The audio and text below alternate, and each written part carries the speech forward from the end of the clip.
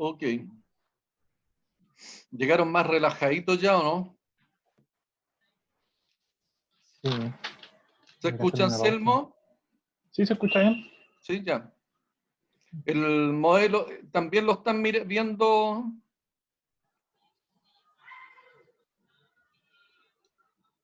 ¿Están viendo la slide, cierto, del modelo de gestión de excelencia o no? ¿Anselmo? Sí, no, profe. ¿Anselmo? ¿Se ve la ¿Se ve la slide? Sí, Ok. profe. Sí, sí se ve, pero los demás parece que no están. No esperemos que aparezcan. Se le alargaron los 10. Ahí apareció Pablo. Falta el Felipe. Hola, profe. Hola. ¿Le ha sido más cómodo a esta hora o no? Sí, la verdad es que sí. Bastante. Sí, bastante. Es que es la única clase que tenemos, así que mejor que sea más temprano. Sí. Si fuera en la mañana sería mucho mejor, por lo menos personalmente. Sí, no sé, pues, pero yo porque los jueves, a ver, no, los jueves no tengo clase en la mañana yo.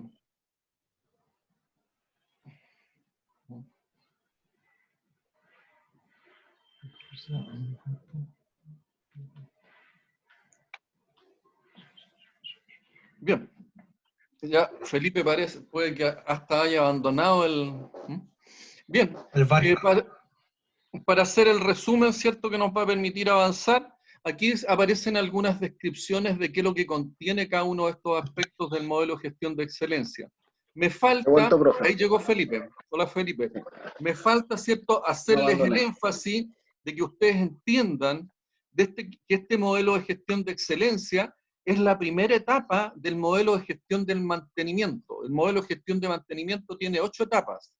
Y acuérdense ustedes que los modelos buscan representar lo que de la manera más cercana posible de lo que ocurre o pudiese ocurrir en la realidad en relación a lo que yo estoy modelando.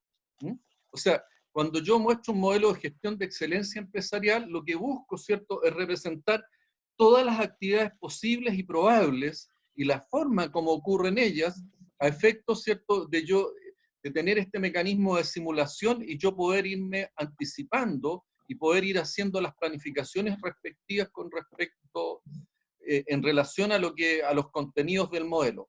Lo mismo el modelo de gestión del mantenimiento, que es uno de los aspectos que yo les he pedido que ustedes le pongan en un especial énfasis. El modelo de gestión de mantenimiento tiene 8 etapas y cada una de las etapas lo que busca, ¿cierto?, es representar lo más fielmente posible qué es lo que sucede en la realidad cuando yo tengo que tomar las decisiones relacionadas con el mantenimiento. ¿Ya? Entonces, lo que yo les he enseñado, lo primero que ustedes tienen que identificar son los contextos empresariales y tienen que identificar cuáles son las prioridades, ¿ya? Identificar qué es lo relevante que tiene la empresa, ¿ya? Y partimos, ¿cierto? Y entramos en profundidad y hicimos un análisis profundo de qué es lo que contempla esta primera etapa, porque en definitiva, las prioridades de la empresa son también prioridades del mantenimiento. Es el core del negocio, ¿ya? El modelo de gestión de excelencia lo que busca, ¿cierto?, identificar cómo funciona la empresa. Y a través de esta etapa 1 que nosotros incorporamos al modelo de mantenimiento, veremos, oye, de esta forma funciona la empresa y de esta forma yo como mantenimiento, ¿cierto?, voy a contribuir a los resultados, ¿ya?, y a lo que es la visión que existe, a la visión empresarial, ¿ya? Entonces, esta es la etapa 1 del modelo de gestión empresarial, y esto es interesante que ustedes aprendan a identificar el contexto, aprendan a identificar todas las variables empresariales que están presentes en el mantenimiento. El mantenimiento por sí solo, ¿ya?, no tiene mucho sentido, ¿ya? El mantenimiento forma parte de diferentes dimensiones empresariales que dan lugar, ¿cierto?, a una actividad de negocio, a una actividad empresarial, ¿sí?, que debe entregar ciertos resultados, y son los resultados que exige el dueño o los accionistas, ¿ya? ¿Se entiende y queda claro hasta ahí? Entonces, este modelo de gestión de, ¿sí?, este modelo de gestión de excelencia, dijimos, tiene distintas dimensiones. La dimensión de liderazgo, una de las cosas que hice es identificar cuáles son los valores, la misión, la visión, cómo desplegarlos para la excelencia de los niveles gerenciales. Es decir, ustedes, ¿cierto?, cuando lleguen a una empresa tienen que tener muy claro cuáles son los valores, la misión, ¿ya?, y cuál es la visión de la empresa, porque ustedes son parte y van a ser parte de esta línea gerencial, que de alguna manera va a estar dirigiendo, va a estar controlando y va a estar administrando el negocio. La etapa 2 normalmente habla, ¿cierto?, sobre gestión de satisfacción de los clientes y mercado, ¿ya? Y hace referencia a quiénes son y qué quieren nuestros clientes, cómo desarrollamos el negocio, cuál es nuestro mercado. Hay algunas empresas para las cuales esta dimensión no es tan importante, y decíamos que, por ejemplo, para la Coca-Cola esta dimensión era sumamente relevante, ¿ya? Después tenemos compromiso y desarrollo de las personas. La parte de recursos humanos cada vez va tomando más importancia. ¿Por qué? Porque las personas, en definitiva, generan parte importante de las ventajas competitivas que tienen las empresas, ¿ah? ¿Cómo desarrollamos el potencial de la gente? Mejoramos el clima laboral en línea con los objetivos. Y no solamente cómo desarrollamos el potencial, es cómo capturamos el potencial, porque muchas veces tenemos que salir afuera a buscar talento, o tenemos que generar condiciones, ¿cierto?, para retener los talentos.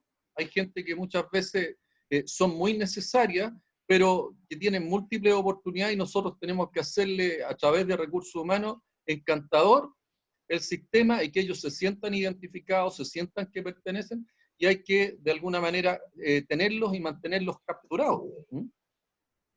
Otro aspecto relevante tiene relación con lo que es la planificación estratégica. Vimos, ¿cierto?, que necesariamente en el mundo de hoy, ¿ya?, el estar proyectando y el estar visualizando hacia adelante era una cuestión fundamental, que si yo no tengo una mirada estratégica, evidentemente mi empresa está condenada al fracaso. Sobre todo porque existen panoramas que son muy cambiantes, ¿ya? Yo, cuando apareció recién esto del coronavirus, nunca imaginé que iba a tener digamos, estas condiciones a las cuales se presentaron. Yo dije, ya es otra epidemia más y vamos a tener algunas noticias de lo que está ocurriendo, como el SARS, ¿cierto?, como algunas otras, pero jamás pensé que íbamos a llegar a estar en cuarentena, guardados. En el caso personal, yo tengo temor primera vez que siento temor desde el punto de vista, oye, ¿está en riesgo mi vida? Claro, me pesca el COVID, capaz que me mande para cualquier lado, ¿no? Entonces, nosotros tenemos que, de alguna manera, siempre, ¿ya?, dentro de la empresa, estar haciendo estos análisis estratégicos que a mí me permitan proyectar y hacer las planificaciones estratégicas correspondientes.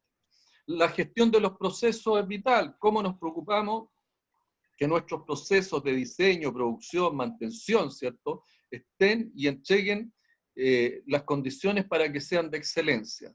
Nosotros en mantenimiento tenemos todo lo que es la parte integridad operacional, y la integridad operacional lo que busca, ¿cierto?, es la excelencia operacional. El concepto y la dimensión de responsabilidad social, cómo nos preocupamos de las comunidades en las que estamos insertos y nos responsabilizamos por los efectos que causamos en ellas. Hoy en día esta cuestión es más relevante que muchas de las dimensiones. ¿Por qué? Porque hay empresas que inclusive no han podido nacer dado esta situación. Un ejemplo de ella, no sé si escucharon ustedes Pascualama. ¿Han escuchado hablar de Pascualama, no? Sí, Sí, La minera Dominga. también. no. La minera Dominga, no me acuerdo cómo se llamaba el proyecto este que traía, hacía toda la conectividad, ¿cierto?, para generar el tema de la energía eléctrica, que traía el agua de bien al sur, Ah, Hidroaicén. Hidroaicén, Hidroaicén. Hidroaicén, ¿ya? Entonces el tema de responsabilidad social y el tema de las comunidades hoy día es un tema no menor. Yo no sé si les conté, yo trabajé por muchos años en Codelco Andina, y Codelco Andina necesariamente dentro de su plan de negocio tenía, bueno, la ampliación, yo partí con 36.000 toneladas día, posteriormente llegamos a 64.000 toneladas día, luego de un proyecto de ampliación llegamos a los 72.000, de 72.000 toneladas día nos pegamos el salto con el proyecto fase 1, me acuerdo, a 94.000 toneladas día. ¿Ya? O sea, de 36.000 toneladas de procesamiento llegamos a 94, y el plan de negocio, que nosotros teníamos este plan de negocio a 20 años, apostaba, ¿cierto?, por condiciones propias e intrínsecas del negocio minero, apostaba a que nosotros teníamos que llegar a las 230.000 toneladas día. Hicimos toda la ingeniería de perfil, la ingeniería conceptual, se lo presentamos a las comunidades, y nos aparecieron más de 2.000 observaciones del tipo comunitaria y ambientales. La realidad en ese tiempo en que estábamos presentando el proyecto aquí en la región de Valparaíso, en la región de Valparaíso el Ceremi era Pedro Sariego Pastén, no sé si ustedes lo han escuchado nombrar. No. ¿No? Pedro es un profesor de la Universidad Santa María. Y él en esos momentos era Ceremi del Ministerio de Obras Públicas. Y yo era parte digamos, del grupo directivo de Codelco Andina, y me tocaba conversar con él y más todos la gente del Ceremi del Medio Ambiente, el Ceremi de Economía, para ver cómo hacíamos factible y sostenible este proyecto. La verdad es que no fuimos capaces de dar explicaciones y entregar, ¿cierto?, un proyecto sostenible para lo que es las 230.000 toneladas día. ¿Y eso qué es lo que significa? Pone en riesgo yo diría, al principal yacimiento desde el punto de vista de las reservas, donde las mayores reservas de cobre, o la minera que tiene las mayores reservas de cobre en el mundo es la minera andina.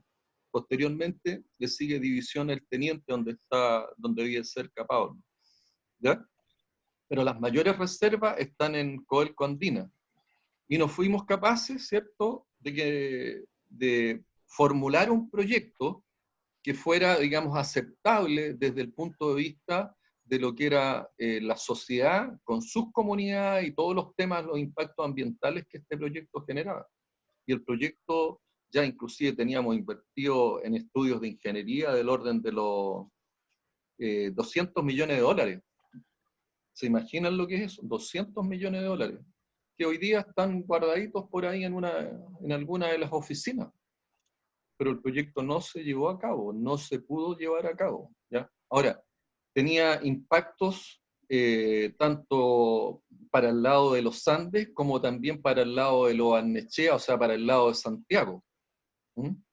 Impactos importantes desde el punto de vista de la logística, desde el punto de vista del afecto a lo que eran los glaciares.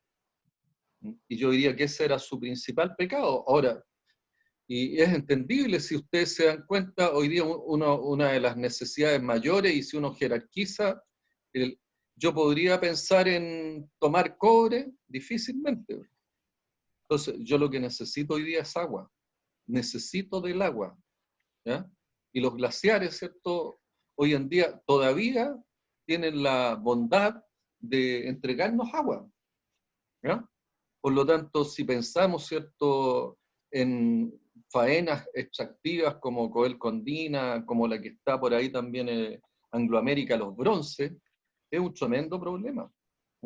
Quizás la forma como se van a ir haciendo competitivas, porque la minería en sí, ¿cierto? Y todas estas empresas extractivas, una de las cosas que requieren es una ampliación. Parte de la estrategia que uno tiene que desarrollar, y que es una estrategia, digamos, estándar en lo que es la minería, es que normalmente yo tengo que ir ampliando mis capacidades de tratamiento. ¿Por qué? Porque en la medida que yo avanzo en la explotación minera, a mí me cae la ley. ¿Ustedes entienden qué es lo que es la ley de mineral o no? Sí. Es el contenido de metal que está en la piedra, ¿cierto? Es el contenido metal que, entonces, en la medida que yo avanzo en la explotación, a mí me cae la ley de mineral. En la medida que yo profundizo también mis explotaciones, me aumenta la dureza del mineral. Pasamos de un mineral secundario que es de baja competencia, es decir, es muy blando, a mineral primario que es de alta competencia y es muy duro. Por lo tanto, cuando yo lo voy a tratar en los procesos de conminución, en los procesos de disminución de tamaño, evidentemente yo requiero de mayores niveles de energía y también en conjunto con eso se me producen mayores desgastes de los aceros de molienda, lo cual, ¿qué me trae como consecuencia? Mayores costos. Y el tercer efecto que siempre ocurre y es parte del negocio minero, tiene que ver con la distancia de transporte. En la medida que yo avanzo en la explotación de los yacimientos, las distancias de transporte van aumentando. Y al aumentar las distancias de transporte, mis ciclos de trabajo, ¿cierto?, aumentan. Si el ciclo de trabajo me aumenta, yo necesariamente me voy a demorar más en tener una tonelada de mineral y adicionalmente voy a incurrir en mayores costos. Por lo tanto, lo que pasa es que voy perdiendo competitividad, ¿ya? Y si pierdo competitividad, voy a ir aumentando costos. Y como el cobre, ¿cierto?, los metales en general son commodities, los commodities compiten básicamente por el tema costo. Si mi costo está por sobre el precio, no hay nada que decir, nada que hacer, ¿ya? Por lo tanto, parte de la estrategia de explotación de los minerales es que yo tengo siempre que ir preparando mis operaciones para ir creciendo en el tiempo. Y bueno, el tema de la responsabilidad social, como les decía, es un tema sumamente relevante, es un tema que siempre nosotros debemos tenerlo de vista más hoy en día, ¿cierto? Después, si hablamos, ¿cierto?, lo relacionado con la información y el análisis, la información hoy día es vital, y todo lo que es el análisis de las distintas condiciones son las que me permiten a mí ir identificando a través de la distinta información, ir identificando cuáles son las situaciones, cómo yo me encuentro situado dentro de un mercado determinado, dentro de una industria determinada o dentro de una operación determinada. Es así, acuérdense que la segunda etapa del modelo de gestión de mantenimiento que tenemos nosotros es análisis de lo que es la situación actual del mantenimiento.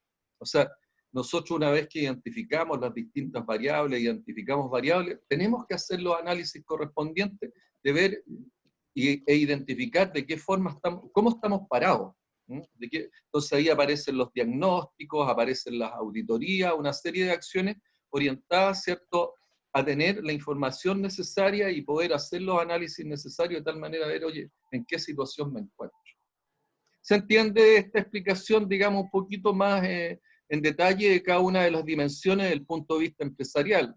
Lo otro es que empecemos, si nos estuviéramos en una escuela de gobierno, ¿cierto?, o en una escuela de política pública, el ejemplo que estaríamos desarrollando es en relación a estas dimensiones que tiene el Estado, y estaríamos analizando quizás, no me acuerdo cuántos son del orden de los 21 o 22 ministerios que hay que tiene el Estado actualmente, y tendríamos que estar poniendo cada una de las dimensiones y cuál es su rol, ¿cierto?, y cuáles son las tareas con las cuales aporta esa dimensión dentro de lo que es la parte pública, ¿cierto?, a objeto de alcanzar el desarrollo de los programas o los resultados que espera un gobierno y el Estado en particular. La mantención y la planificación estratégica, aquí lo que muestra, y particularmente este es un modelo que se desarrolló cuando nosotros estábamos y tiene mucha relación con la parte minera y en particular cuando estábamos generando todas lo que eran las estrategias para parar el proyecto de 230.000 que recién les mencioné, donde identificamos algunos ejes y también identificamos algunos focos. Y los ejes que identificamos tienen relación con la planificación minera y el desarrollo divisional. Era clave, ¿cierto?, para tener éxito en este proyecto que nosotros íbamos a enfrentar, la excelencia operacional.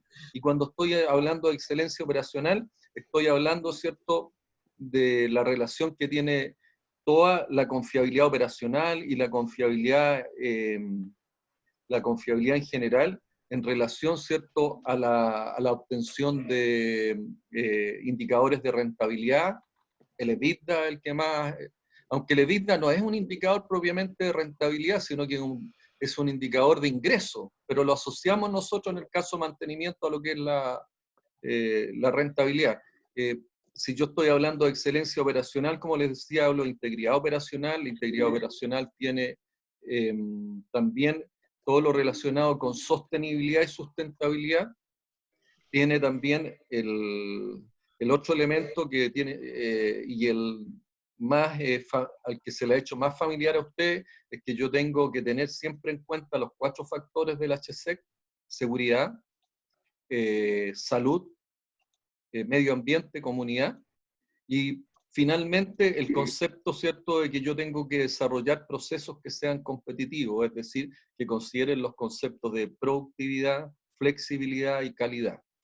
¿Ya? Entonces, el eje de la excelencia operacional en conjunto con lo que es planificación minera y desarrollo divisional era un eje relevante para este proyecto de las 230.000 toneladas.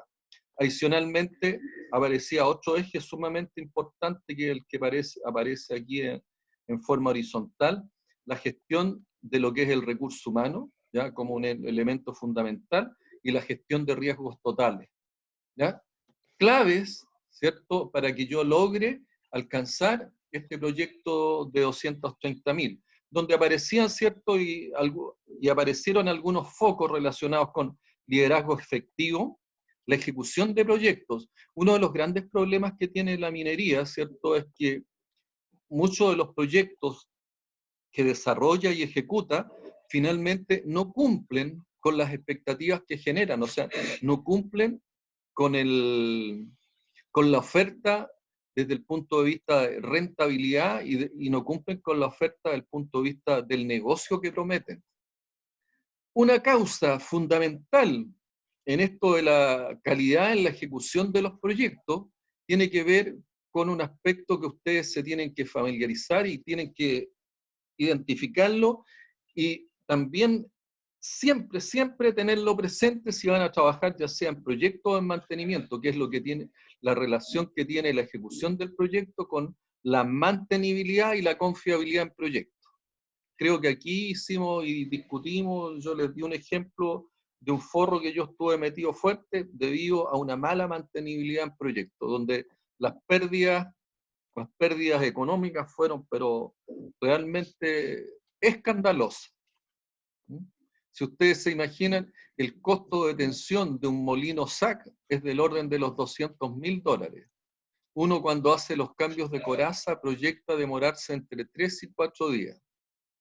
Si al contrario, tú en vez de demorarte entre 3 y 4 días, y multiplicas por la cantidad de horas que tienen esas 3 o 4 días, y tú sacas la cuenta que los $200.000 por hora que vale la detención de un SAC, se lo aplica a esos 3, 4 días que se demora la detención, van a aparecer cifras cuantiosas y van a aparecer cifras importantes, y por lo tanto yo voy a buscar siempre mejorar lo que es la mantenibilidad. Pero cuando la mantenibilidad tiene problemas del tipo estructural, ¿ya?, como el cual yo me había enfrentado, a mí me significó no hacer la mantención 3 o 4 días, sino que me demoré 2 meses en resolver el problema. Y si ustedes identifican y son capaces de multiplicar esos, 27 más 30, 57 días por 24 y por $200.000, ustedes se darán cuenta de las consecuencias que eso tuvo para los accionistas y para el dueño de la empresa. ¿Mm? Eso es lo que significa muchas veces un error en un mal diseño y en la ejecución de un proyecto. Por lo tanto, es sumamente relevante, ¿cierto? Si ustedes de alguna manera quieren alcanzar un éxito, ya sea como mantenedores o como proyectistas, ¿ya? A nosotros muchas veces nos contratan las oficinas de ingeniería para que trabajemos sobre lo que es mantenibilidad y confiabilidad en proyectos. Y la mantenibilidad y confiabilidad en proyectos significa que yo tengo que conocer el plan de negocio e identificar cuál es el nivel de disponibilidad y confiabilidad que se requiere durante todo el ciclo de vida para ese plan de negocio. Y es tan así que el modelo, ¿cierto?, en la etapa 8, ¿ya? En la etapa 8, cuando estamos hablando de proyectos del tipo brownfield, ¿han escuchado ese concepto brownfield? No, profe. ¿Me lo cobran después que termine la definición esta? ¿Ah? Felipe me lo cobra, me dice, dígame qué es lo que es brownfield. ¿Ah? ¿Ok? Entonces, cuando yo estoy hablando de proyectos brownfield, la etapa 8 del modelo de mantenimiento lo que contempla es hacer el análisis del ciclo de vida. Y el análisis del ciclo de vida significa que el análisis que yo hago es un análisis relacionado con la mantenibilidad y confiabilidad durante el ciclo de vida restante. ¿Ya?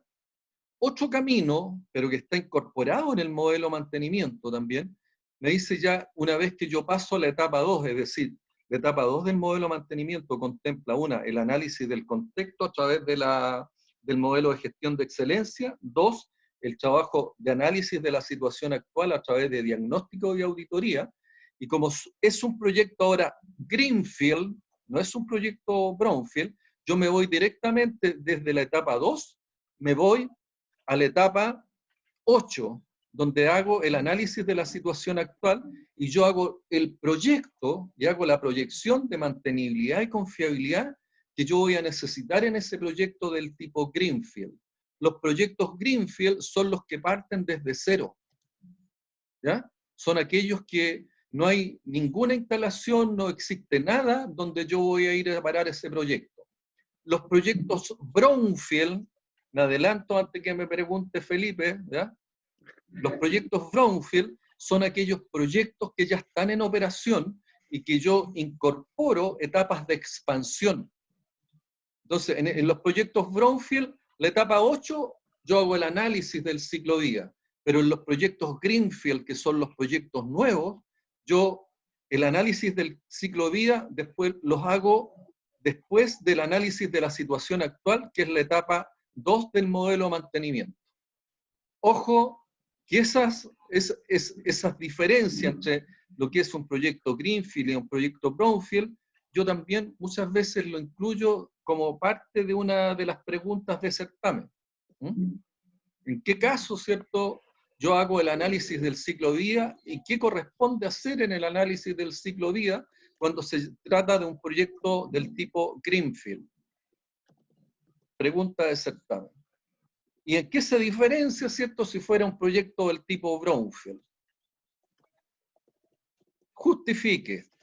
Y cuando yo le digo el justifique, oye, tienen que saber lo que es un proyecto brownfield, tienen que saber lo que es un proyecto greenfield. ¿Ok? ¿Se entendió, Pablo? ¿Es el momento? ¿Ah?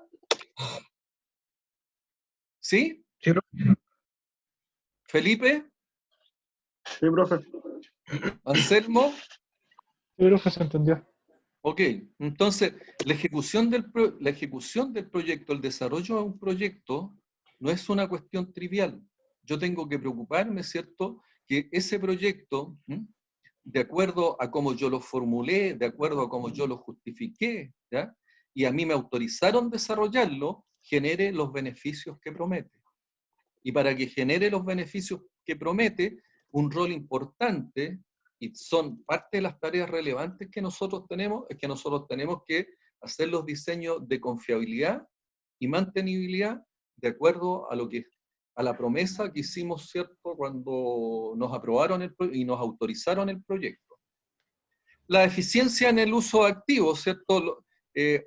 Los activos, y esto, eficiencia en el uso de activos, tiene mucha relación con el tema que estábamos tocando anteriormente. Ustedes si empiezan a ver, toda la estrategia de este proyecto de liderazgo se basa fuertemente en temas de mantenibilidad y confiabilidad, en gestión de activos. Eficiencia en el uso de activos significa, ¿cierto?, de que yo compro los equipos adecuados, en el momento adecuado, con una mirada.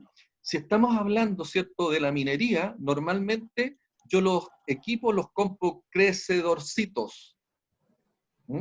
O sea, compro mayores capacidades, compro equipos, ¿cierto?, que yo sé, dado que la estrategia, ¿cierto?, de la minería es una estrategia que siempre va aumentando en capacidades de tratamiento, yo siempre los equipos más críticos, los equipos más importantes, en la medida que se justifique económicamente, yo los compro de mayor capacidad. ¿Ya? ¿Por qué? Porque yo sé que voy a tener expansiones futuras. ¿Ya? Entonces, dentro de lo que es la gestión y eficiencia de activos está toda la etapa inicial, ¿cierto? La etapa inversional, la etapa de desarrollo del proyecto, ¿ya? Donde me tengo que preocupar de seleccionar los equipos y las tecnologías más adecuadas, mirando qué es lo que se viene hacia adelante. ¿Ya? Posteriormente, ¿cierto?, previo a lo que es la puesta en marcha de un proyecto, ¿cierto?, a la etapa de la explotación, vienen etapas que se llaman el precomisionamiento y el comisionamiento. Luego, donde también participamos activamente los ingenieros mecánicos. Y hay muchos de los ingenieros mecánicos, ¿cierto?, que trabajan en el tema de maquinaria y gestión de activos, trabajan en las etapas del precomisionamiento y el comisionamiento. Luego del precomisionamiento y el comisionamiento viene una puesta en marcha que ya es, salgo de lo que son las pruebas, el comisionamiento, y tengo un periodo, ¿cierto?, de marcha blanca, que es alrededor de una semana, donde yo empiezo a ver, ¿cierto?, el cumplimiento de las producciones a nivel industrial y comprometidas en el plan de negocio, para luego entrar en forma definitiva a la etapa de explotación. Y en la etapa de explotación es donde aparece, ¿cierto?, todo lo que nosotros estamos aprendiendo desde el punto de vista del ciclo de trabajo de mantención, de las distintas herramientas que yo ocupo para el mantenimiento, de cómo la dimensión de recursos humanos es sumamente relevante para el tema de mantención, ¿ya? Cómo la planificación estratégica también me pega en todo lo que es la ejecución y en el mantenimiento, en las operaciones, en la etapa de explotación, ¿ya? Y finalmente está la etapa de desvinculación, o de sacar al activo, ¿cierto?, del uso, y para lo cual yo tengo que hacer una serie de evaluaciones económicas asociadas a lo que es su reemplazo o a lo que es el overhaul de los sistemas. ¿Ya? Una alternativa al reemplazo de los equipos es overhaulear los equipos. ¿Y el overhaul en qué consiste? En que yo restituyo a través de un mantenimiento del tipo predictivo, perdón, a través de un mantenimiento del tipo preventivo, yo restituyo a nivel original el equipo.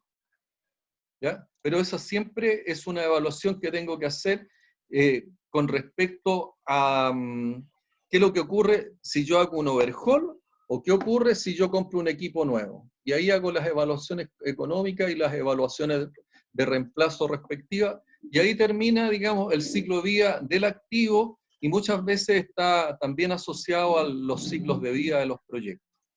¿Se entendió eso de la eficiencia del uso de los activos?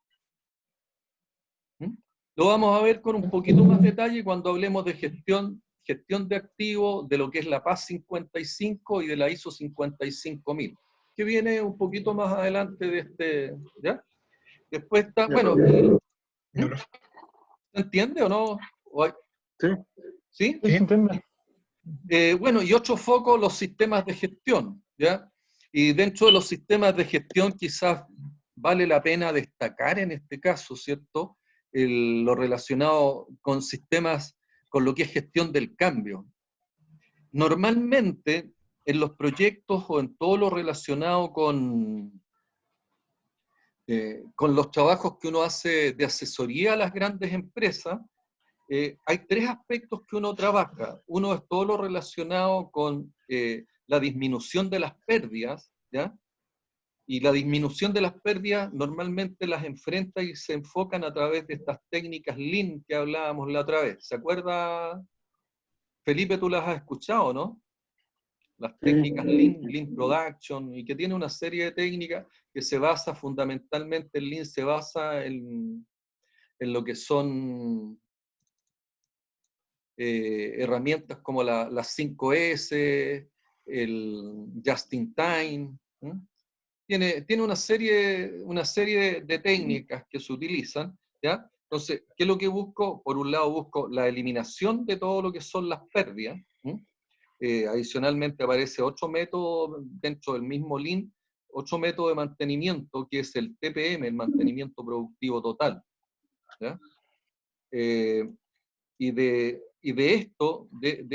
estos sistemas de gestión, el Lean siempre yo lo acompaño con un análisis de todo lo relacionado con maximizar el potencial de los sistemas. ¿Y qué significa maximizar el potencial? Buscar el punto, ¿cierto?, donde yo logro maximizar sobre todo el EBITDA de las plantas, es decir, logro el máximo potencial, ¿ah? Y busco e identifico todos los aspectos, ¿cierto?, donde pudieran existir algún tipo de brecha que no me va a permitir alcanzar el máximo potencial, para lo cual hago todo lo que es un análisis de los diagramas de proceso, busco cómo voy optimizando y veo e identifico también el equipo de máximo potencial y veo cómo los restos de equipos los puedo ir adecuando. O en definitiva busco dónde está el cuello de botella y si yo no puedo mejorar ese cuello de botella, todo mi potencial de crecimiento está asociado a ese cuello de botella. Y haré posteriormente las evaluaciones correspondientes para ver si conviene a futuro encontrar un potencial mayor. Junto con estas dos técnicas, ¿cierto?, de buscar el máximo potencial y evitar las pérdidas, ¿ya?, uno también ataca lo relacionado con las personas. Y junto con el Lean y el Full Potential, uno aplica todo lo relacionado con lo que es gestión del cambio. La gestión del cambio son proyectos del tipo cultural, donde yo lo que busco, ¿cierto?, por sobre todo, es mejorar lo relacionado con el capital intelectual. Busco, ¿cierto?, una cultura diferente en la organización y en las personas. Busco que a través de mejorar cultura de las personas, yo voy logrando, ¿cierto?,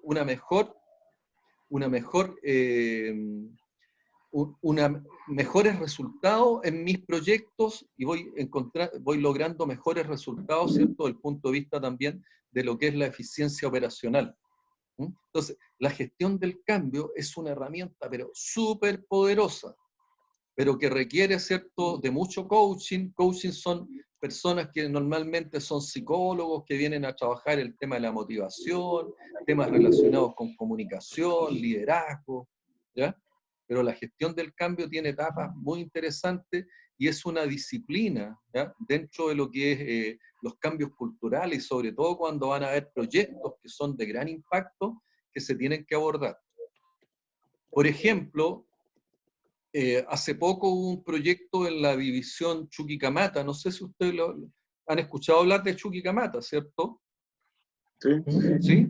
Chuquicamata en su momento fue la mina Rajo más importante y más grande en el mundo. Es uno de los yacimientos de Codelco que está ubicado al norte, próximo a Calama.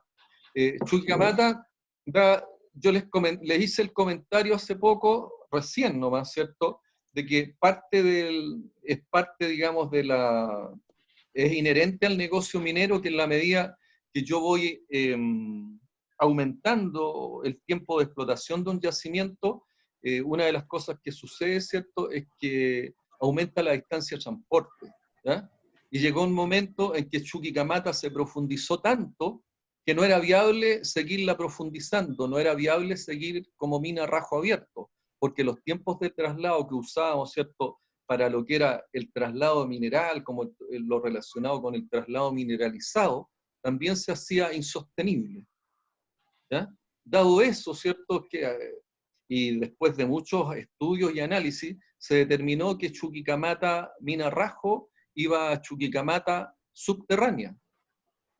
Con lo cual, aparte, ¿cierto?, de todo el análisis desde el punto de vista técnico-económico, hubo que hacer también un análisis desde el punto de vista cultural.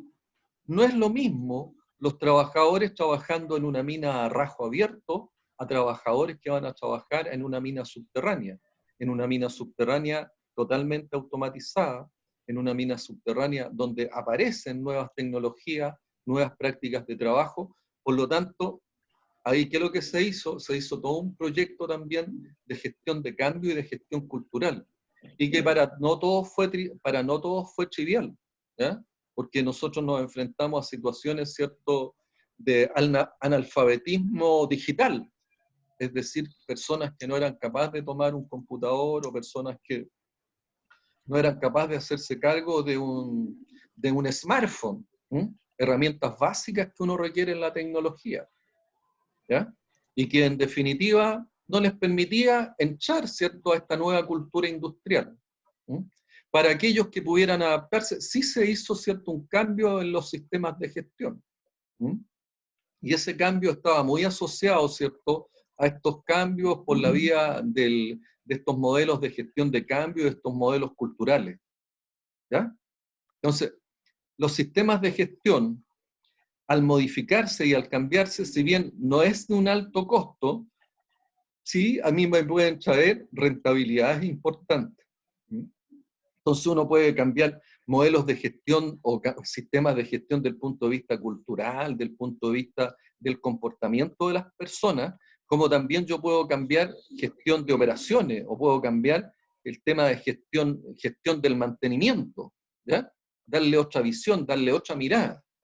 Cambios en las prácticas, cambios en los métodos, ¿ok? Entonces, los sistemas de gestión muchas veces son relevantes y pasan a ser un foco y un elemento de éxito o fracaso también en los proyectos. ¿Ya? ¿Alguna consulta? No, profe. No, profe. No por ahora. ¿Ya? El modelo de gestión de mantenimiento, que es el que les señalaba, en el modelo de gestión de mantenimiento, en la parte superior, ven fundamentalmente el modelo de excelencia empresarial, con sus distintas dimensiones, a excepción de que creo que esta, a ver, ¿qué es lo que tiene? Recursos humanos, cliente mercado, planificación, sostenibilidad, económico-financiero. Aquí aparece el económico-financiero, ¿ya? Y aparece el tema, el concepto sustentabilidad, gestión de procesos, ¿ya? Liderazgo, resultados. Aquí está el modelo de gestión de excelencia empresarial que yo les presentaba y que analizamos y le dimos vuelta. Esto sirve, ¿cierto?, para de alguna manera definir cuáles son las prioridades de las cuales tiene que hacerse cargo el mantenimiento. La segunda etapa, que aparece ahí con el número, es análisis de la situación actual, a través de hacer un diagnóstico, ¿cierto?, de la organización, de los activos, de los protocolos, de los manuales, de todo lo que es la gestión o de la administración del mantenimiento, a efecto de ver, oye, cuáles son las brechas que yo tengo para enfrentarme a este nuevo escenario, a este nuevo plan de negocio, ¿ya? Y aquí, en la etapa 2, si ustedes se fijan, aparece una flechita segmentada hacia abajo. Y esa flechita segmentada, lo que me está diciendo, mira, en este caso se trata de un proyecto Greenfield. ¿Y qué es lo que es un proyecto Greenfield, Felipe? Algo que empieza desde cero.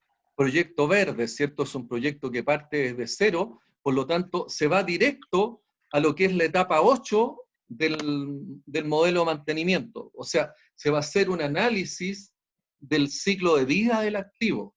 ¿Eso qué es lo que significa? Que yo tengo que determinar los niveles de confiabilidad, los niveles de mantenibilidad, de disponibilidad que me van a dar lugar a las utilizaciones que el plan de negocio requiere.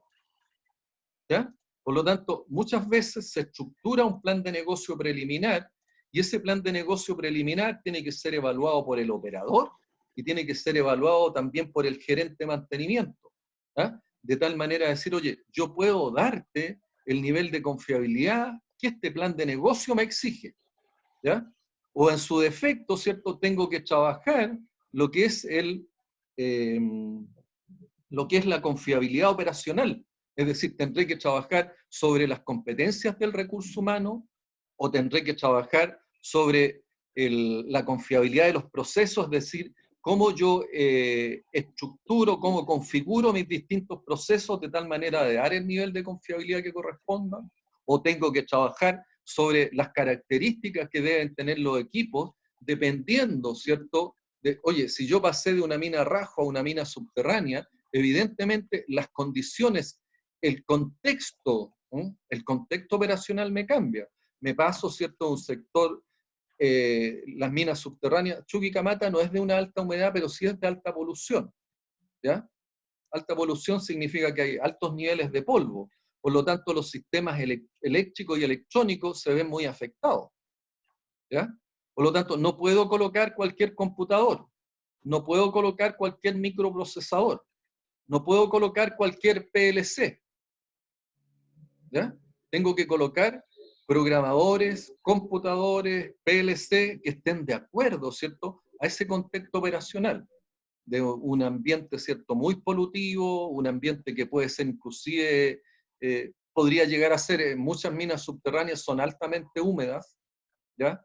Muchas minas subterráneas también están expuestas, y una gran mayoría, a lo que son altos niveles de vibración, producto, ¿cierto?, de las explosiones primarias y secundarias que se generan, producto, ¿cierto?, del desarrollo de túneles que se va haciendo en la minería subterránea, ¿ya? Por lo tanto, no cualquier equipo me trabaja con altos niveles de vibración, ¿ya? No cualquier equipo me soporta, ¿cierto? Entonces, tengo que hacer los análisis desde el punto de vista de confiabilidad humana, desde el punto de vista de confiabilidad de proceso, desde el punto de vista de confiabilidad de equipo, y también debo analizar, ¿cierto?, los aspectos relacionados con mantenibilidad. Y eso me va a permitir alcanzar el nivel de confiabilidad operacional que el negocio me está exigiendo. ¿Vamos clarito hasta ahí o no? Sí, profe. ¿Ya? Entonces, si ustedes se fijan, si se trata de un proyecto del tipo Greenfield, me voy desde la etapa 2 de análisis de la situación actual, me voy a hacer el análisis del ciclo de vida a determinar mantenibilidad, confiabilidad. Si es un proyecto Brownfield, yo me voy a hacer todo lo relacionado con la jerarquización de equipos a través de lo que es el análisis de criticidad.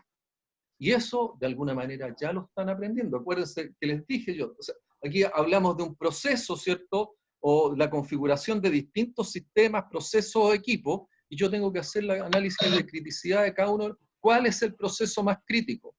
¿Y para qué busco el proceso más crítico, Felipe? Hay que prestarle mayor atención y mejorarlo. Ahí focalizo, por sobre todo, y ahí parto yo haciendo y aplicando mis planes RBM, es donde voy a partir aplicando mi plan RCM, voy a aplicar mi plan TPM, voy a aplicar mis estrategias de mantenimiento. ¿Ya? Entonces, ¿alguna pregunta, Felipe, o estás limpiando la pan? Estoy corriendo la cortina que ya no me entra luz. Ah, ya. Entonces, la etapa 4 es un análisis de lo que es los puntos débiles. Y los puntos débiles, ¿a qué se refieren? A los distintos modos de falla a que yo me puedo ver enfrentado en ese equipo crítico que seleccioné.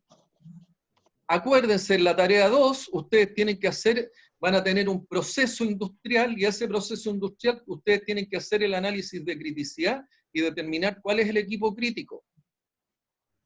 Y a ese equipo crítico ustedes tienen que identificar cuáles son los modos de falla, hacer el estudio del FMECA o identificar los puntos débiles. Identificados los modos de falla y los puntos débiles, ¿ya? Ustedes de ahí, ¿cierto?, van a desarrollar las distintas herramientas de mitigación que tengan y van a desarrollar el plan de mantenimiento, ya sea del tipo, primero debería buscar si tengo una herramienta del tipo predictiva. Si no tengo una herramienta predictiva, voy a buscar una herramienta del tipo preventiva de reparación. Si no tengo preventiva de reparación, voy a buscar una preventiva de sustitución. Y si no tengo una preventiva de sustitución, ahí siempre tengo que hacerme una pregunta yo. Oye, si ocurre esta falla me va a afectar algún factor relacionado como por ejemplo la seguridad de las personas. Sí, le va a afectar, si esto falla, le va a afectar la seguridad de las personas.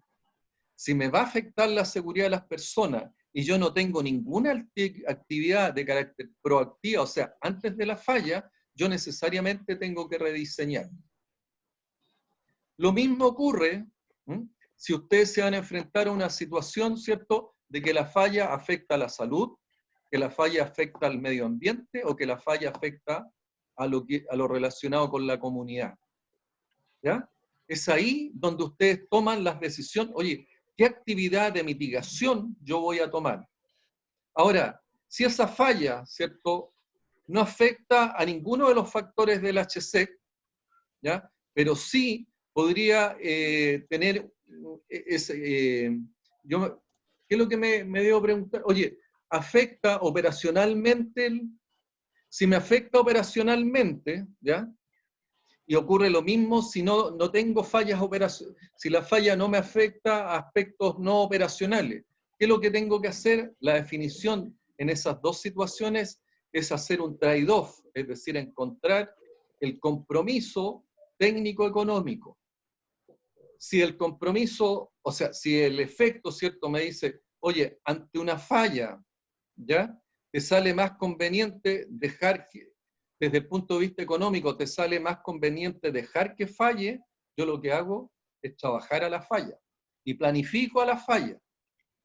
Pero si ese trade-off, tratándose, ¿cierto?, de consecuencias operacionales o no operacionales, pero si ese trade-off lo que me dice, mira, te sale más conveniente, ¿cierto?, hacer una tarea del tipo proactiva, es decir, anteponerte a la falla, y eso te conviene más económicamente, yo lo que tengo que hacer es una tarea del tipo preventiva o tengo que buscar, ¿cierto?, los distintos modos de falla, de tal manera que yo pueda hacer una tarea del tipo predictiva o preventiva. ¿Ya? Esos son algunos análisis que uno empieza a hacer cuando empieza a determinar las distintas tareas o actividades de mantenimiento, cuáles son los planes que yo voy a desarrollar. Y luego de que yo establezco los planes, si ustedes se fijan, aparece otra línea segmentada, que no es una etapa, pero es una parte sumamente importante y es un trabajo que también es fuerte dentro de lo que es la ingeniería de mantenimiento, que tiene relación con definir todo lo que son los repuestos necesarios, repuestos y componentes necesarios que yo tengo que disponer para llevar adelante, ¿cierto?, todo lo que es el ciclo de trabajo de mantenimiento, que está relacionado con la programación, planificación y ejecución del mantenimiento. El ciclo de trabajo del mantenimiento consta de dos etapas, el ciclo largo, que es de ingeniería de mantenimiento básicamente, el ciclo corto, que es de ejecución, ¿ya?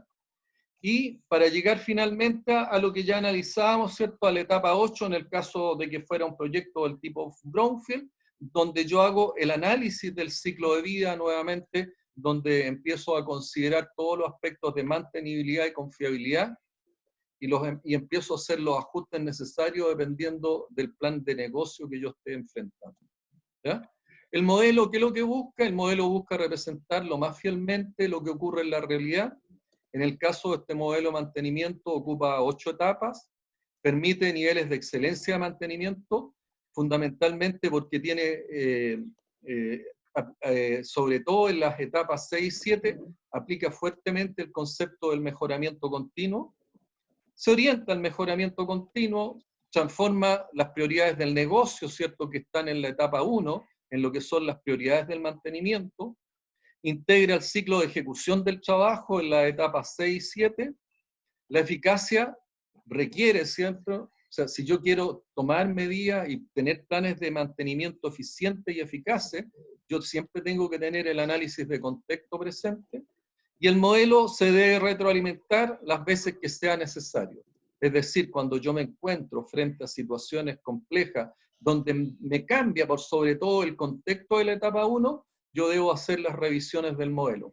La revisión del modelo, ¿qué es lo que me permite? Inclusive en etapas, ¿cierto?, donde, por ejemplo, la TAM bajó, pero ostensiblemente, ¿cierto?, todo lo que es el uso de lo que son sus aviones comerciales. Con lo cual, ¿cierto?, ¿cuál es el nivel de confiabilidad que yo le podría pedir hoy día a lo que es a cada uno de los aviones? Evidentemente, el nivel de confiabilidad, teniendo los aviones en tierra, baja ostensiblemente. Por lo tanto, yo debiera ajustar, ¿cierto?, mis presupuestos y mis costos a través de, a lo mejor, bajar mis planes de mantenimiento, hacer los mantenimientos fundamentalmente de conservación. Y es para allá donde oriento cuando les digo yo, o sea, ustedes tienen que analizar los contextos, ver en qué situación se encuentra la empresa para ver dónde voy a hacer las intervenciones y no simplemente ir y atacar y bajar costos por la vía de lo que es la mano de obra. ¿Estamos hasta ahí? Pablo, ¿alguna consulta? No, profe, todo claro hasta ahora. Anselmo, No, profe, ninguna. no sé si estoy muy claro o no me entienden nada. Felipe, No, sí se entiende, profe. ¿sí? Sí, Sí, Bueno. lo único que podría que nos hiciera un poquito más de sentido sería ver esto un poco aplicado a alguna situación. Tiene las Como- tareas. Ya. O si quieren, creo que con usted hice el análisis relacionado con la refinería de la fundición y refinería de Ventana. Pero si no, cuando llegue el tema del RCM, lo vamos a hacer en detalle, ¿ya? Pero en la tarea, ustedes, esa es la aplicación de lo que estamos conversando, donde tienen que identificar contexto, hacer los diagramas de proceso, el análisis funcional, tienen que hacer los análisis y la evaluación de criticidad. ¿Mm? ¿Ya? Y ahí vamos aterrizando el tema. profe, con respecto a la tarea, ¿hay algún límite en la extensión, una cantidad de páginas mínimo o máximo? No, es que yo, a ver, si tú me dices, las tareas normalmente no pasan de las 10 hojas o de las 10 páginas. ¿Mm? Yeah. No ¿Pero lo debiera hacemos ser más. así con portada y todo, o con el índice y todo eso? Si te pasa ahí en una o te no quedas en una, yo no me voy a hacer problema en eso. Si a mí lo que me interesa es que ustedes aprendan a aplicar y entiendan, digamos, esto que estamos conversando. Claro. No le voy a tomar el peso al informe yo. ¿Mm? Ah, ya. ¿Ya? Sí, lo voy a analizar, lo voy a revisar y voy a anotar, ¿cierto?, que ustedes estén entendiendo todo esto. Si en eso tiene razón, o sea, a lo mejor lo aterrizamos haciendo una aplicación, pero la aplicación está en la tarea. ¿Mm? ¿Ya? Entonces, la metodología de la planificación estratégica, el imperativo, ¿cierto?, mercado-cliente, ¿ya? Los accionistas. O sea, para una de las imperativos significa obligatorio, es que yo tengo que identificar cuál es mi mercado, quiénes son los clientes, quiénes son mis accionistas, quiénes son los dueños. ¿Ya? ¿Por qué? Porque ahí voy estableciendo el contexto para ver, oye, ¿qué producto vendo? ¿A cuánto lo vendo? ¿Qué interés, qué mercado tengo? ¿Cuáles son los clientes? Entonces voy estableciendo lo que es el modelo de negocio. ¿Ya? De ahí aparece en la etapa 2, ¿cierto?, el propósito del negocio. ¿Cuál es? O sea, identificado el mercado, los accionistas, cuál es la rentabilidad que esperan los accionistas, cuáles son los clientes. Yo me tengo que dar los objetivos del negocio. ¿Cuánto voy a producir? ¿Con qué seguridad? ¿A qué precio? ¿Ya? ¿Con qué costo? ¿Mm? Y de ese propósito del negocio me van a aparecer algunos focos estratégicos. ¿Por qué? Porque ese negocio me va a decir, oye, estás en el negocio de la Coca-Cola. Por lo tanto, en el negocio de la Coca-Cola, ¿cuál elegiría usted como foco estratégico, Felipe, de acuerdo a lo que aprendimos? ¿Qué dimensión? De las personas. Cliente-mercado. Eso. Cliente-mercado. Si estuviéramos en el negocio de la tecnología, probablemente, ¿cierto?, sea oye, ¿dónde está, digamos, la fuente del desarrollo tecnológico en las personas? ¿Ya? Entonces, va a depender del propósito del negocio, el foco estratégico que yo me dé. Va a depender del momento que yo esté viviendo también, de si ese foco estratégico es el más adecuado o no es el más adecuado. ¿Mm? Evidentemente, para mí, todas las empresas, dada la situación que estamos viviendo, creo que los focos estratégicos en la empresa han ido modificándose, han ido cambiando, ¿ya? Pero dado un contexto muy especial que estamos viviendo a nivel mundial. ¿Mm? El propósito de negocio, ¿cierto? Y los focos estratégicos por área clave, ¿ya? Podemos tener un propósito estratégico, ¿ah?, relacionado con la empresa en general, donde yo me focalizo como empresa, pero hay ciertas áreas que son clave y tengo que identificar para esa área clave cuál es el foco estratégico que yo también me voy a dar, ¿ya? Entonces, de ahí, ¿qué es lo que aparecen? Los desafíos por cada una de las áreas, ¿ya? Oye, si bien yo tengo un foco estratégico, ¿cierto? Y tengo tengo actividades claves para ese foco estratégico, yo también tengo, ¿cierto?, la planificación estratégica. ¿Mm? O tengo tengo otra área clave que puede ser el área de recursos humanos.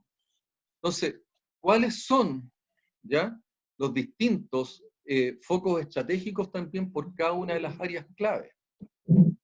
¿Cuáles son los desafíos por cada una de esas áreas clave? ¿Mm? Identificar las brechas, ¿cierto?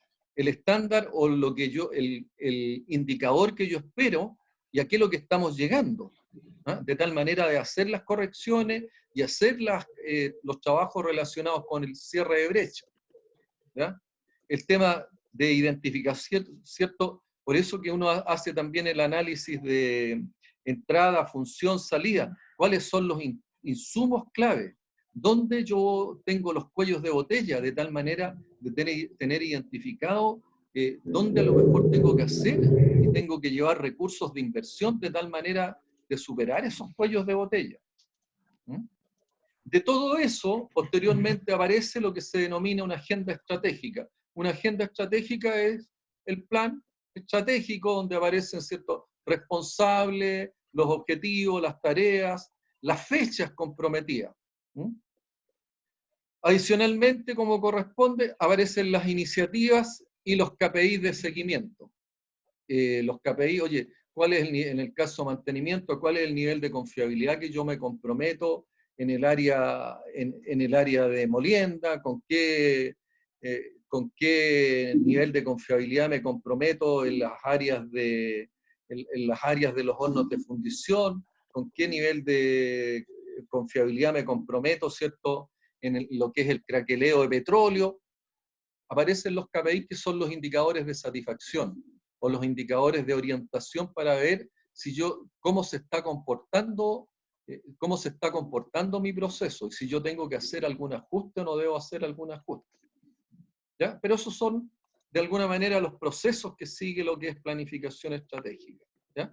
Relevante la planificación estratégica porque es lo que le da, de alguna manera, viabilidad a la empresa, y por otro lado, la viabilidad a la planificación estratégica se la da el mantenimiento.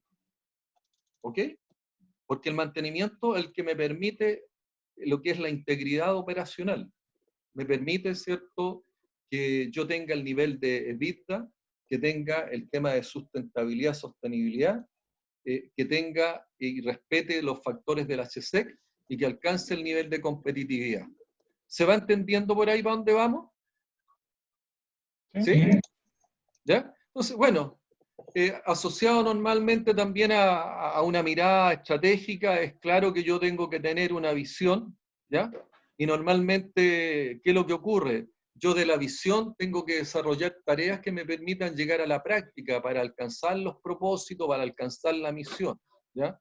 Luego de la visión yo tengo la misión, los objetivos, las metas y las tareas. Visión es la proyección futura. ¿Qué se pretende para la empresa? El sueño que yo quiero. ¿Ah? ¿En qué es lo que realmente...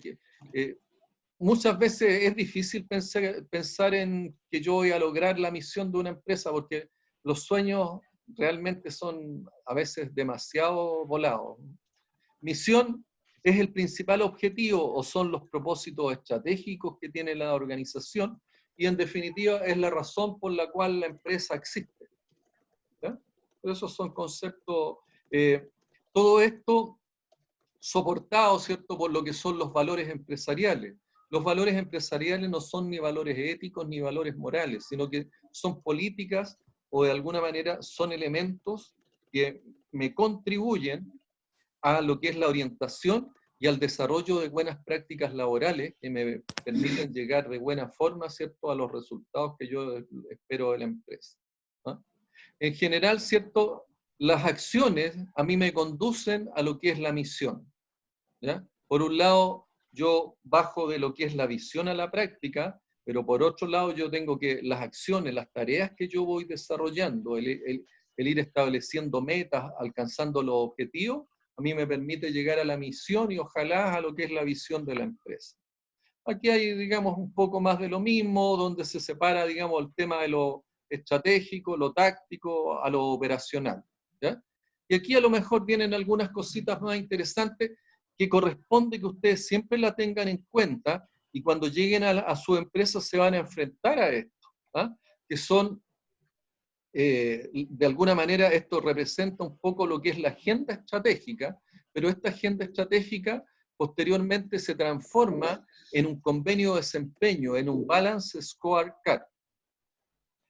Me gustaría que Pablo, ¿cierto?, que le pega ahí al Google, vea lo que es el Balance Scorecard. ¿Qué corresponde?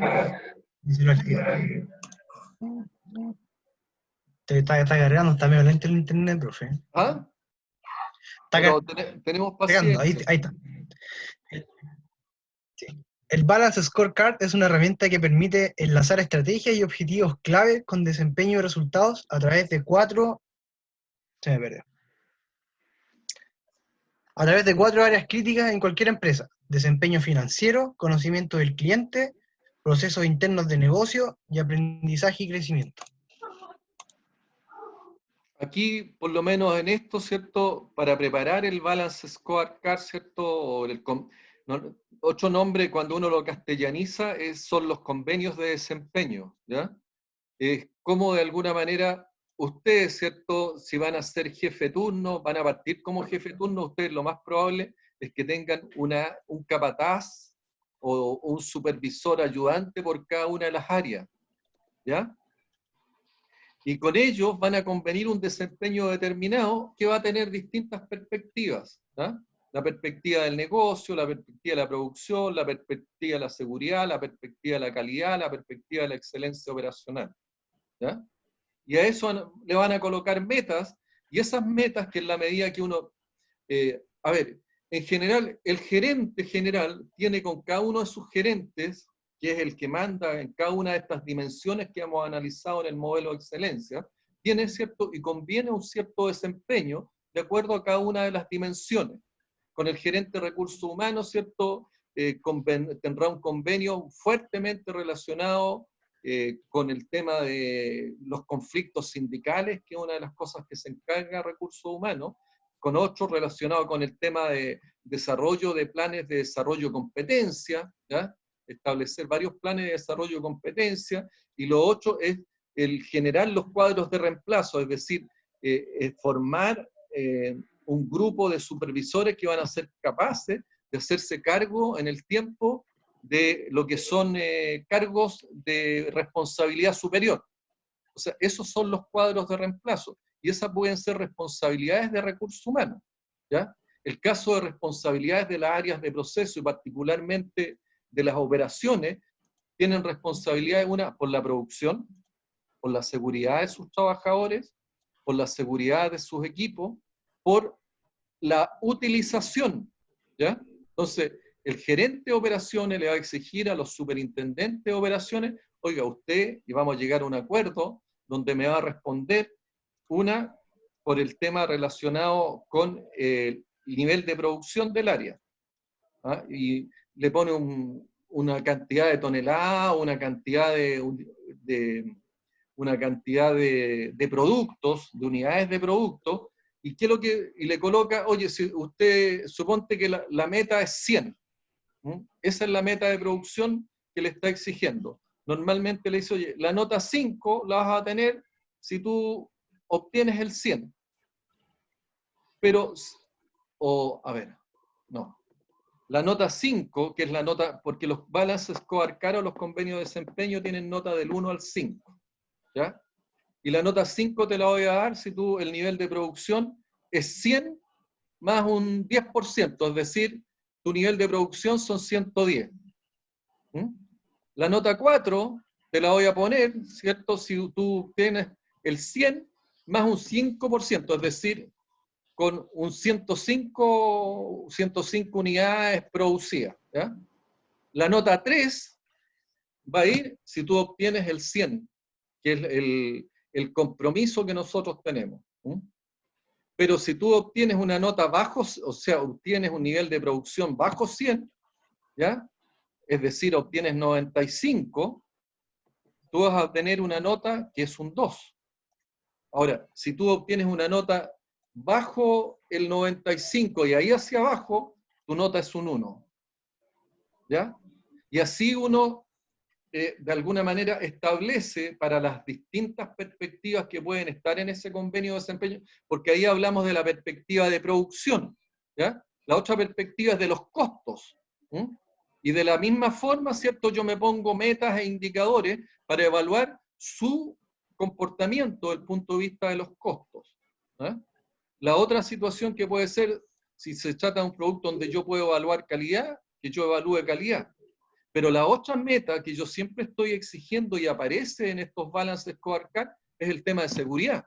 O sea, producción, costo, seguridad, calidad. ¿Ya? A muchos de los gerentes generales, la corporación les coloca, ¿cierto?, una nota por lo que son las relaciones comunitarias. ¿Ya?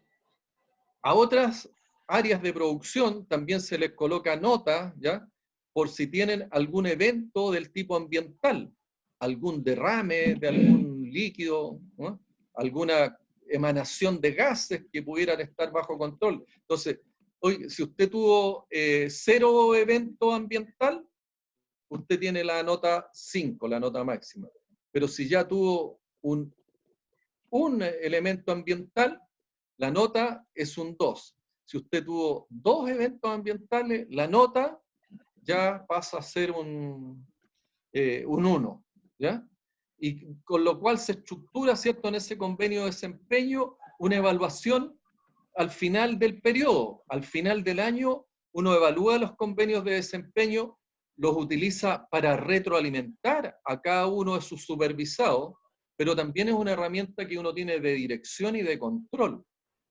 Ahora, todos estos convenios de desempeño traen consigo también premio y castigo. Muchas veces el premio es una suma considerable de dinero, ¿ya?, que son los bonos, ¿ya? Pero también, cuando yo tengo un mal convenio de desempeño, mi castigo puede ser hasta que me pidan la renuncia. ¿Ok? En el caso de mantenimiento, oye, ¿qué es lo que me piden? Me piden disponibilidad, utilización, costo, índice de frecuencia, y también me asocian a la producción. ¿Ya? También me asocian normalmente a la producción. Entonces, me aparece el convenio de desempeño para mí como gerente de mantenimiento. Yo ese convenio de desempeño lo bajo en su responsabilidad al superintendente o al subgerente de producción de sistemas A, que le pido un convenio de desempeño asociado al sistema A, al subgerente de producción del sistema B, que también tiene que tener un convenio de desempeño o un balance scorecard asociado, ¿cierto?, al negocio que él está administrando, y así sucesivamente. Entonces uno administra, es decir, planifica, con lo cual obtiene los indicadores, ¿cierto?, que va a exigir en el convenio de desempeño, organiza, tiene una organización asociada a esos planes, pero también dirige a través de los indicadores y hace el control a través de los indicadores. Y por eso que el Balance Scorecard es una herramienta muy poderosa y que se utiliza bastante en la administración moderna. Consulta,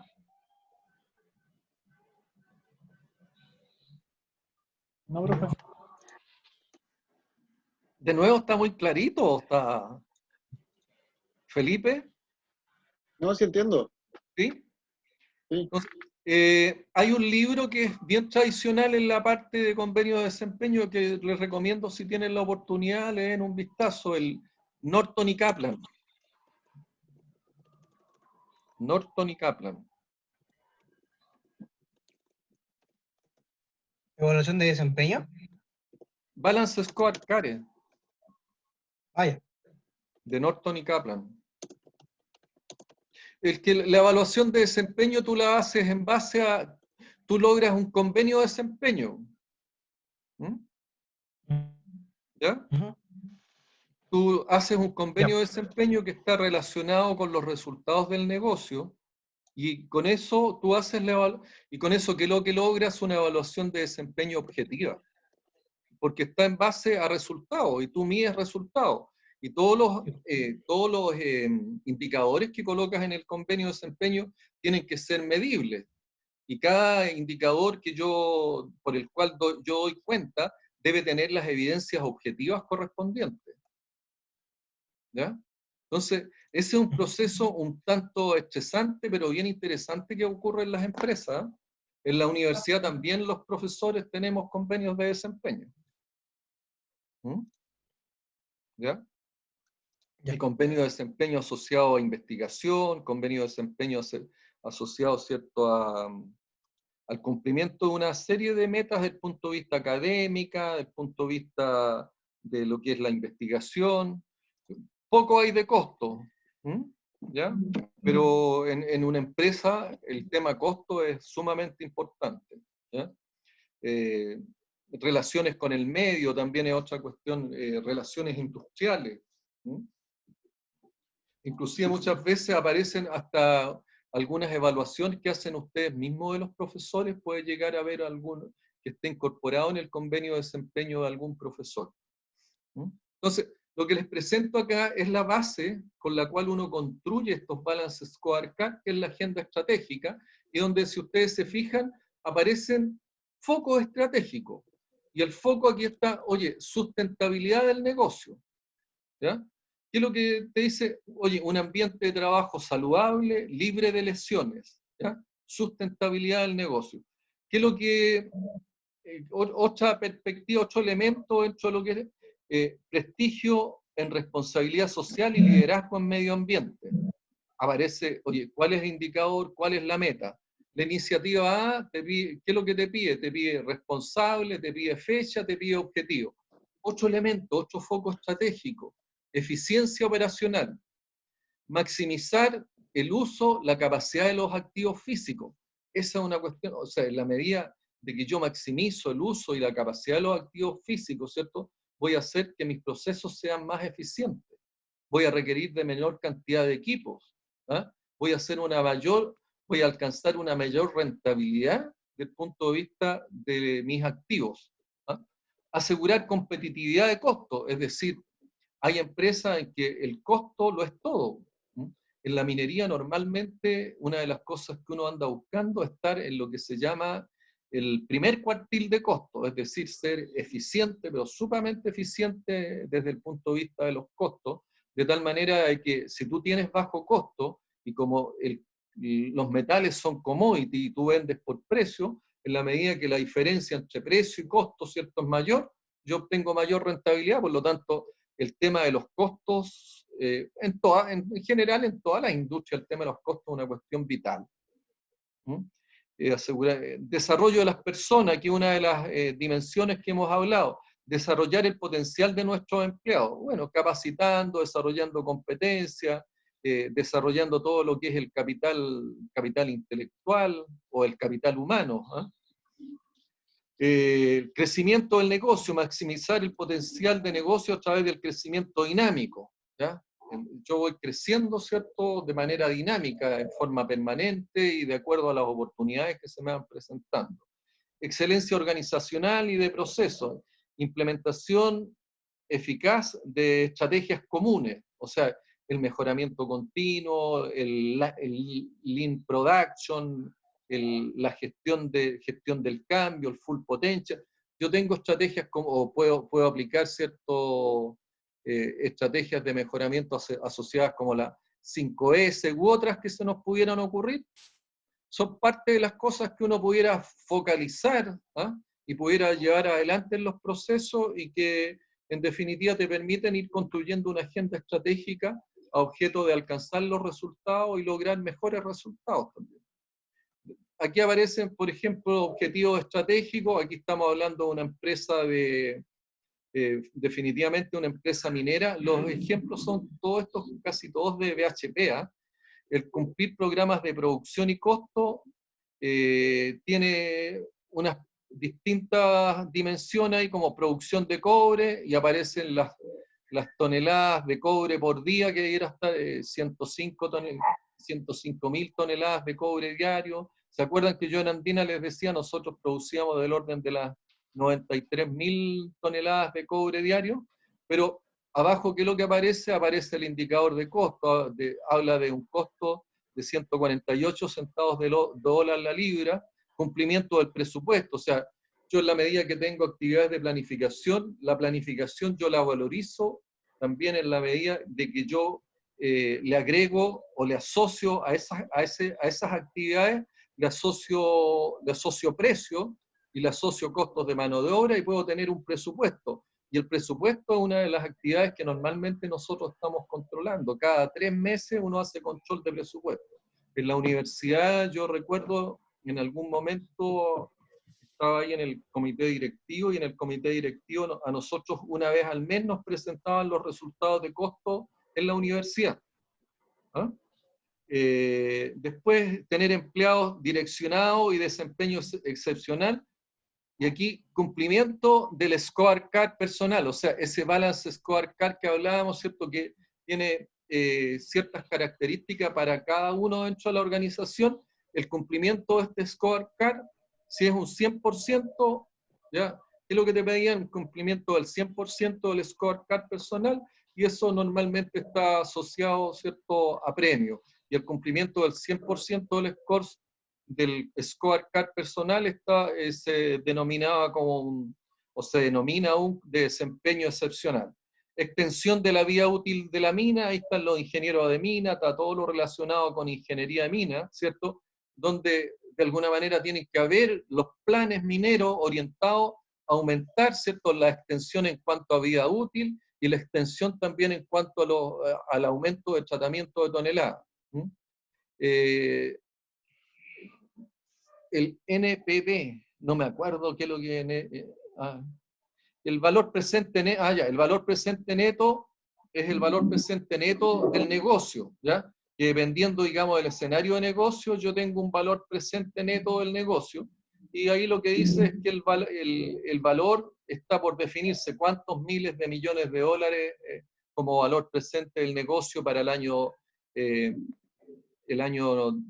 en este caso era 2009, para el año 2010, hasta llegar al 2016. ¿Ah? Pero el valor presente neto. Otro objetivo, ¿cierto?, es tener excelente relación con las comunidades y partes interesadas, los stakeholders que se llaman, ¿ya? Y eso está asociado a encuestas que uno hace con las mismas comunidades y el nivel de percepción. ¿Cuáles son las metas? Las metas están por definir, o sea, una nota, y ahí uno podrá definir alguna evaluación correspondiente. Lograr el 0 daño en el HSEC.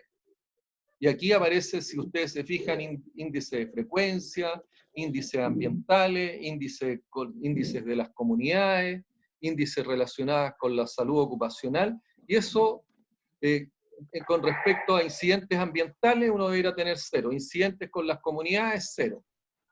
¿Ya? Si uno tiene 1, ya la nota se le va a la punta del cerro. Índice de frecuencia y de gravedad, 3,1 es una forma también de calcularlo. Pero para que ustedes vean cómo se establecen los objetivos estratégicos que dan lugar a estos balances scorecard y a estos convenios de desempeño. ¿Se entiende? Sí, profe. Sí, profe. ¿Sí? Aquí aparecen, por ejemplo, y se refiere, ¿cierto?, para estos mismos objetivos, empezar a definir para cada uno de ellos los factores críticos de éxito. Y un factor crítico de éxito en cada empresa es el cumplimiento de los programas de producción y el tema relacionado con los costos. Y aquí, como hemos señalado, ¿cierto?, se refiere particularmente a la industria minera, habla de movimiento mina y pone la extracción en toneladas por día, cuánto yo tengo que extraer, ¿cierto? Aquí aparece para el 2009, 214.000 toneladas de extracción. Aquí a lo mejor mencionar un poco, porque aquí aparecen, si ustedes se fijan, en la anterior hablaban de producción de cobre en kilotoneladas. Eso es la producción de cobre para el año, cobre fino, ¿ya? Y aquí cuando hablamos extracción en miles de toneladas día, estamos hablando de cuánto es el mineral y mineralizado, ¿ya? Y también todo lo que es básicamente el que no contiene minerales, ¿ya? Entonces, aquí uno tiene una meta que son 214.000 toneladas días de extracción. Alimentación a planta en miles de toneladas, 52.000 toneladas. Cumplimiento de la mezcla de distintos mineralizados, ¿cierto? Están hablando de que se tiene que cumplir ese porcentaje de mezcla, un 95% es considerado como aceptable y como meta. Costos mina, los costos en centavos de dólar mina, y aquí aparece 40,4, pero ahí estamos hablando del costo mina, falta el costo total de la empresa en general, porque está el costo de producción de la concentradora, el costo de producción de la fundición, el costo de la refinería, ¿cierto?, más los otros servicios. Producción de cátodo en miles de toneladas, 105.000 toneladas de cátodo cosechadas, ¿cierto?, para el año 2009. Los costos de planta, el material apilado, la calidad de los cátodos. Y esto, bueno, aquí inclusive dice porcentaje de BHP Billington, grado A. El grado A es una clasificación en cuanto a calidad de los tipos de cátodo, ¿ya? Y cuando uno va a hacer algunos roadshow, porque esto se vende todo en la Bolsa de Metales de Londres, pero muchas veces, ¿cierto?, uno previo a eso hace un roadshow que lo hacen los vicepresidentes de asuntos comerciales, y ellos visitan los principales clientes y le ofrece, ¿cierto? Yo te ofrezco, mira, en este caso, BHP Billington grado A. Por ejemplo, el Codelco grado A tiene a lo mejor otras características que para un productor pudieran ser más atractivas que el BHP Billington grado A. Y eso, de alguna manera, yo le dice, oye, te voy a dar preferencia y te tengo este producto. Entonces también, si bien estamos hablando de un commodity que se comercializa a nivel de la bolsa de metales, hay varias estrategias comerciales que son sumamente importantes y que se llevan adelante en cada una de estas corporaciones, estas grandes empresas, ¿eh? Recuperación metalúrgica de las pilas, estamos aquí hablando de cobre del tipo oxidado, donde estamos hablando de pilas, ¿ya? Y la recuperación metalúrgica es cuánto cobre yo estoy obteniendo de un 70%, certeza del modelo geometalúrgico, porcentaje de acierto real versus el modelo, control de gasto adicional al consumo, cumplimiento del programa de inversión operacional. Aquí ustedes ven una serie de factores críticos de éxito que se van incorporando en los compendios de desempeño de quienes se acerquen más a los que tienen la responsabilidad a través de su rol o de su tarea. Y eso se traduce en planes de acción. Aquí aparece el factor de crítico éxito, ¿cierto?, que es lo que veíamos en la slide anterior, movimiento mina, y los planes de acción identificados, utilización global del camión, y acuérdense que la utilización global del camión depende de la disponibilidad, y la disponibilidad depende de la confiabilidad y la mantenibilidad. Por lo tanto, esto está al ladito del negocio nuestro, ¿ya? Productividad del camión. La productividad del camión muchas veces depende de cómo el mantenedor inclusive hizo los trabajos de diseño de las tolvas del camión.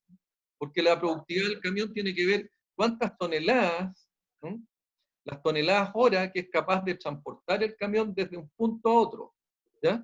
Y la productividad del camión tiene que ver con la capacidad que tiene el camión de cargar mineral, pero al mismo tiempo con la efectividad desde el punto de vista de velocidad de transporte, lo que no significa porque tienen un límite en cuanto a la velocidad de transporte, ¿ya? La disponibilidad del cargador depende evidentemente de lo que es la confiabilidad y la mantenibilidad que dé el mantenedor. La confiabilidad de cargadores, movimiento, mina, calidad, eso ya es netamente de los operadores y de los mineros, cumplimiento del programa de mezcla diaria. Costo unitario, pero aquí muchas veces ocurre, ¿cierto?, que no se puede cumplir la mezcla porque a veces el operador no tiene camiones disponibles y nos pasan también la cuenta a los mantenedores. Entonces, si ustedes me dicen, claro, esto es una pega neta de operaciones, pero si operaciones no tiene el camión disponible, nos va a pasar la cuenta a nosotros. El costo unitario mina tiene que ver con el consumo de petróleo, los costos de mantenimiento, los costos neumáticos. Si los neumáticos están o no están alineados, si los neumáticos están o no están balanceados. Algo tenemos que decir. Dentro de todo esto, ¿cierto? ¿Y qué es lo que han visto ustedes? Una serie de desempeños y hemos mencionado bastante lo que es la palabra KPI. ¿Qué es lo que significa KPI? Es Key Performance, un indicador de satisfacción, ¿ya? En español significa indicador clave de desempeño. Otra definición del KPI, ¿cierto? El Key Pleasure Indicator, que en español significa indicador clave de satisfacción. Otra definición, índice de efectividad que compara los resultados obtenidos con los deseados.